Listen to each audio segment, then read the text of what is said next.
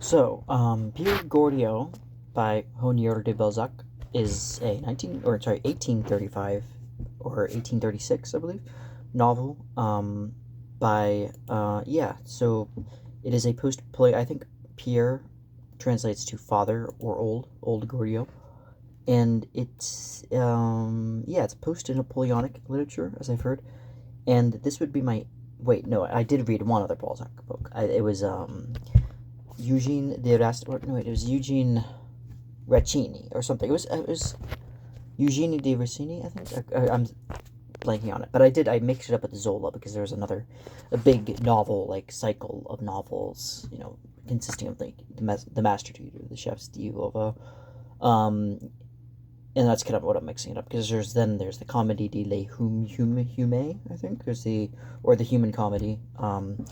Awful French. I wish I had a better slight grasp, at least on just the pronunciations. But anyway, all I know is that to leave the syllables out of it, it's like audio and moristo.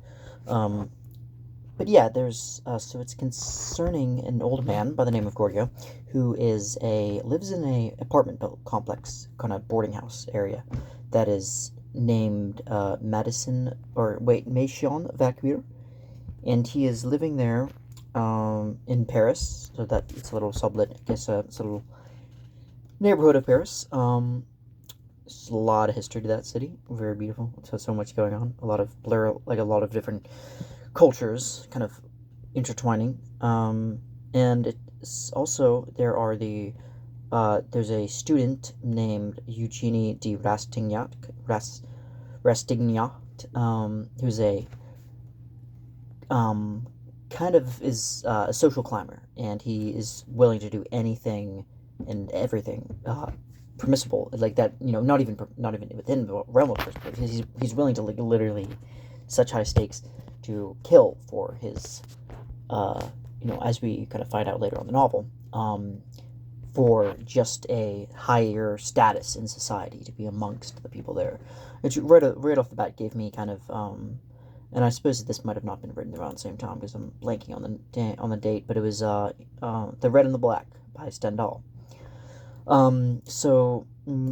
Goriot is often kind of poked fun at. He's kind of the butt of the joke by a bunch of other people because he's a little bit, he's a little bit past his, he's definitely past his prime. Like there's like a kind of a comical way that people have said that he had tattoos of that he, like, for the amount of women that he's been with or something. I think I remember that. But it's been a few years. It's been like 3 or 4 years since I've read the book, so I am a bit rusty on what happened. But yeah, he has two daughters that are kind of married off, and the daughter's name are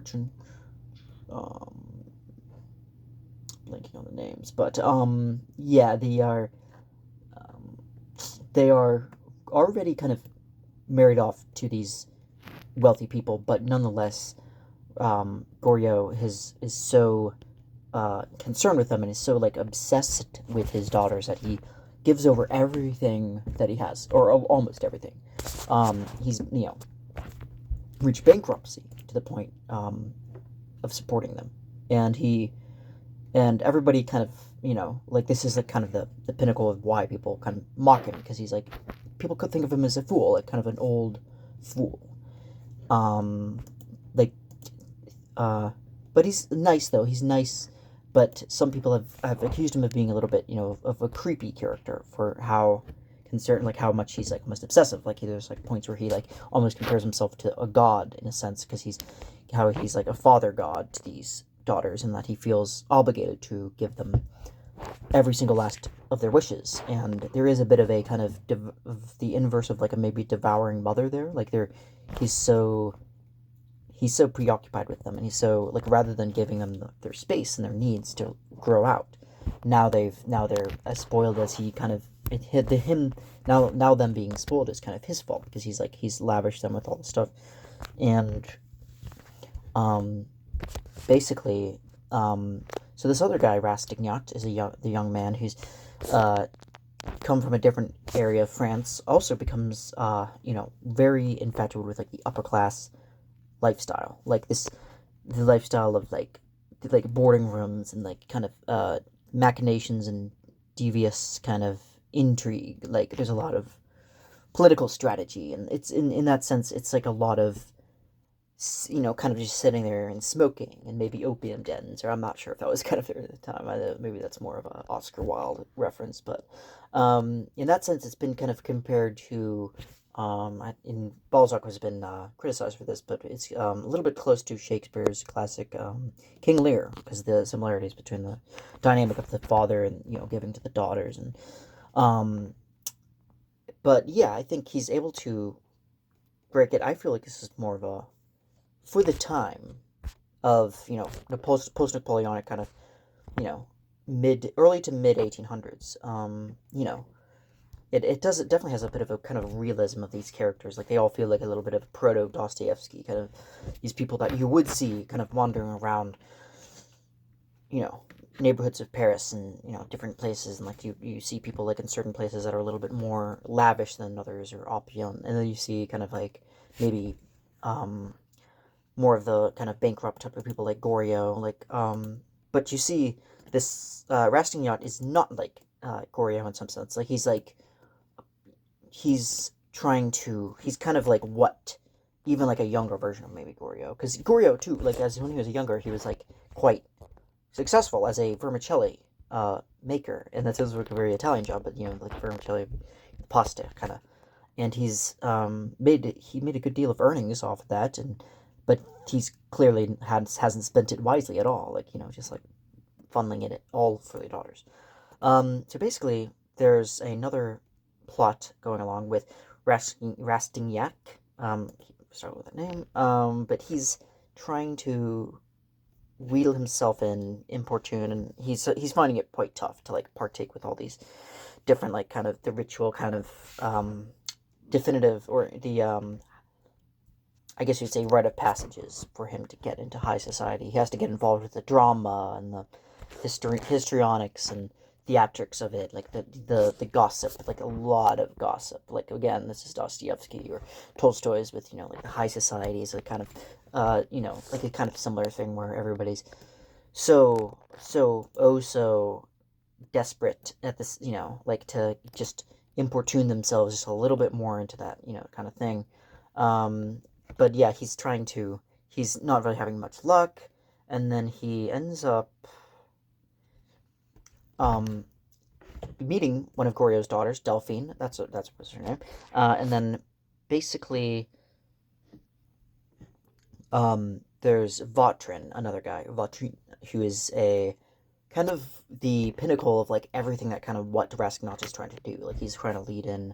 He's friends with Rastignac, and he's trying to kind of convince him, and he's trying to show him the ropes. Like, okay, here's what you can do to kind of get into this high society, this impenetrable high society, and he's like all in with him, and basically Vautrin's plans get more and more kind of like evil, and almost like kind of cartoonishly evil sometimes. Like he literally, to the point where Vautrin is thinking about like doing different things, like almost like Pushkin things, like dueling people, or like he has a plot, like he has Rastignac, he basically supposes that he should kill somebody in to get some wealth, and but basically ends up, I think, trying to. I think Vautrin has it planned in such a way that he's able to like make it like look like a duel, or have the appearance of that. And then what happens is basically Rastignac refuses. He decides against it, and then basically learns. But there is that moment though, right before him. Like at that moment, like he's like the way that Balzac describes it is very touching and very moving, is that the fact that he was like on the verge of wondering, like that it was a very moral question, like is he gonna go, is he gonna do it, or is he not, um and he luckily he didn't, so he ends up kind of, yeah, like just being more or less disgusted by the kind of means that some people are willing to do. And there's actually a thing that Vautrin kind of showing his true colors, like saying which is pretty much all the time, but he's talking about basically going, him planning to go to America to at the time, which would have had rife with slave plantations and all kinds of, and he was planning on kind of owning a slave plantation, if I'm not mistaken. And this is like, it's just showing the true nature of like what, of what he wants. Like he wants to have it all, like acquire wealth, not just have wealth in like kind of a net or kind of a liquidized, but to kind of have it in, to have all the, as much luxury. And yeah, it's just like sick. It's pretty inhuman. So finally, Father Goriot takes kind of a liking in Rastignac, and he kind of sees like a good amount of ambition, but he's also very, very obviously guarded over his fathers his daughters. Sorry. And he, but eventually,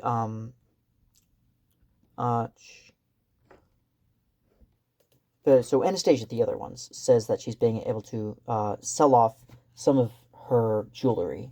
I think her husband's like kind of family, kind of heirloom jewels, in order to pay off some debts. And what happens is like, Goriot is now on his deathbed, and he's like, basically, both of his daughters don't show up, and it's like very kind of sad, and Anastasia does arrive, but by the time she gets there, he falls out of consciousness, and then basically Goriot finally lets it all out. Like for the first time, we see the true kind of rage and this type of pent up frustration that is kind of seething underneath, that you got kind of little hints at. But Goriot finally just like says, like, just like is enraged about how disrespectful and how inimical and cold and ruthless everybody was towards him in his life. And at the end, his funeral is only attendee is Rastignac and a couple other people, and then the other people are like paid kind of people. And it's just very, very sad in a pity kind of driven way of just having to pay people to show up, and it's just like a very sad ending. I feel bad for Goriot nonetheless, because he, on one side, he was a product of his time, and you couldn't blame maybe that kind of overbearing creepiness maybe wasn't all that ill-intended. Like, but then on the other hand, you think like, okay, well, he is toxically just over involved with his daughters. He's to the point of being kind of, devouring them and like stifling them of freedom, and to the point where like it doesn't really, but at the same time, it's like a conflicting thing. And this is why Balzac's such a great writer,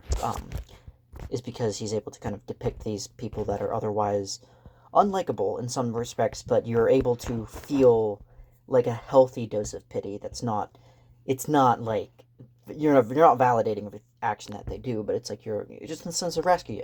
He's gone off and he's wheeled and kind of snuck into high society, and he's considered doing horrible things, and he is a social climber, but at the same time he doesn't go through with it. Like, he makes that clear cut moral decision. So anyway, but yeah, that is Père Goriot, or Father Goriot, by Honorè de Balzac, and I'll definitely be sure to attempt to slowly go through the comedy. I believe this is actually a part of the Comédie de Hume, and I am definitely on track. Although I don't think it's in like I think it's like they're not chronologically related to one another, and that's why I always mix it up with Zola, because you can kind of pick up wherever and not really read in order. But I will try to look more into that. So thanks for watching.